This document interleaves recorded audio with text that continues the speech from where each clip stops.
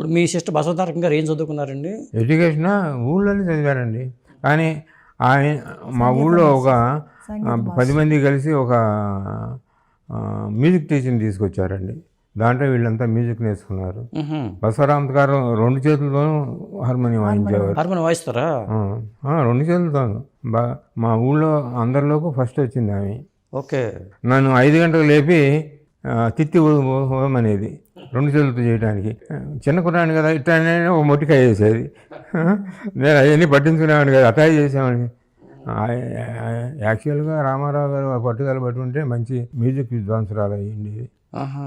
ఉమ్మడి కుటుంబం, ఫ్యామిలీ ఇది చూసుకోవడం ఆమె సరిపోయింది. లేకపోతే మంచి మ్యూజిక్లో చాలా విద్వాంసురాలు అది. మా మామగారికి అక్కగారు అంటే చాలా ఇష్టం.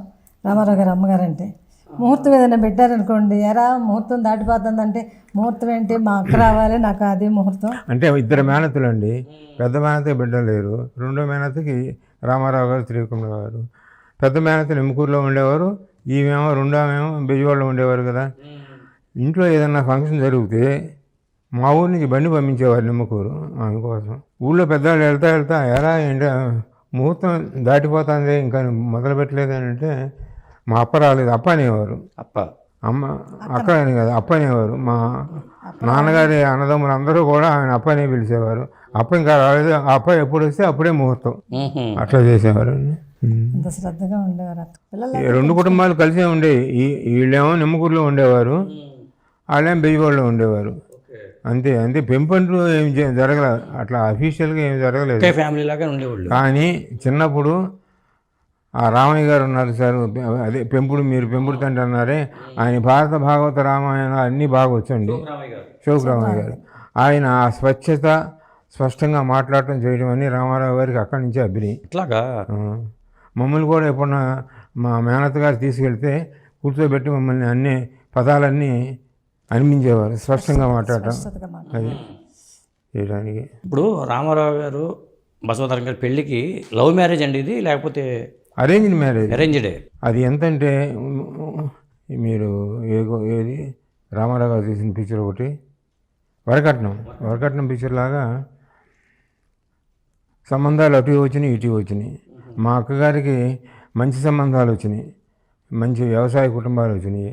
కానీ మా నాన్నగారికి మేనల్లుడే కావాలని ఉంది. మా కుటుంబంలో రామారావు గారికి ఇవ్వాలని ఉంది.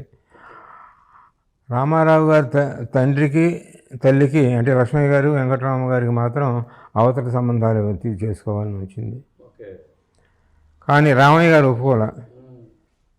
చెంచయ్య, ఆ కుటుంబం అంతా మనమంతా చాలా బాగుంటున్నాము కాబట్టి చెంచయ్య కూతురికి పెద్దగా సంబంధాలు వచ్చినా కూడా మన సంబంధమే కావాలనుకుంటున్నాడు కాబట్టి చెంచయ్య కూతుర్ని చేసుకోవాలి పట్టుబట్టారు ఆయన చెప్పేశారు.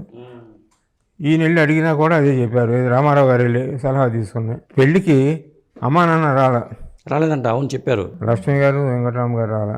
పెళ్లి పత్రికలో కూడా మీరు చూసే ఉంటారు, వీళ్ళ పేర్లే ఉన్నాయి. శోకరామయ్య గారి పేరే ఉంటుంది అనమాట. అది అంత జరిగింది. రామారావు గారు మాత్రం బసవతారకం గారిని ఇష్టపడ్డారు చేసుకోవడానికి. చేసుకోవాలని ఇష్టపడ్డారు. బయట సంబంధాలు వచ్చినా కానీ రామారావు గారు ఇటువైపే ఉన్నారు. అవును. ఈ మేనమామ గారు అంటే ఆయన కూడా అంత అభిమానంగా ఉండేవాళ్ళు అనమాట. మిగతా లక్ష్మయ్య గారు అన్నదమ్ములు ఎవరు కూడా వాళ్ళు పాలు పెట్టుకునేవాళ్ళు, వాళ్ళ ఇంటికి వెళ్ళేది ఏంటి అని వెళ్ళేవారు కాదు. కానీ మా ఇంటి దగ్గర నుంచి అన్నీ వెళ్ళేవి వాళ్ళకి. తాటాకు 3 చెరువులు ఉన్నాయి మాకు. తాటాకు, వరిగడ్డి 2-3 సంవత్సరాలు 2-3 వాళ్ళ వరిగడ్డి. నాన్నగారు వెళ్ళినప్పుడల్లా రామారావుకి వడలంటే చాలా ఇష్టమని మినపప్పు, సమస్తం పప్పులు ఉప్పులన్నీ పంపించారు, అన్నీ పట్టుకెళ్ళేవారండి. ఏది పెళ్లి కాకముందు కూడా ఇదంతా. అదే అంటే మేనల్డ్ అంటే కొంత అభిమానం ఉంది. అక్క అప్పలని అది బండిగడ్డి పంపించేవారు బండి మీద.